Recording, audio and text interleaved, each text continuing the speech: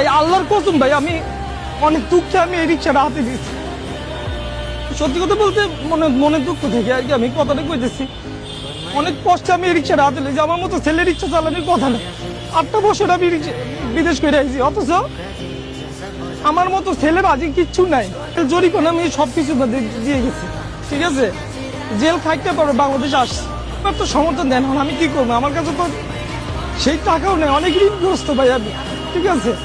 এই কারণে এই পেশাটা বাইছে নিয়েছি ভাই। এরপরও পুলিশের জ্বালায় গাড়ি চালানোর মতো কোনো ব্যবস্থা নেই ছিল। আমি লোনগুলো অনেকগুলো শোধ করছি, অনেকগুলো শোধ করতে পারিনি। কেবল আমি লাইনে উঠছিলাম, এর মধ্যে আমার পুলিশে ধরছে। কোনো রকমের কোনো বিচার পাইলাম না। কোনো কি কারণে যে লোকগুলা ধরে প্রবাসীরা, বাংলাদেশের এম্বাসি কোনো রকমের কোনো খোঁজ খবর রাখে না। চলতে অনেক কষ্ট হয় ভাই আমার, ঠিক আছে।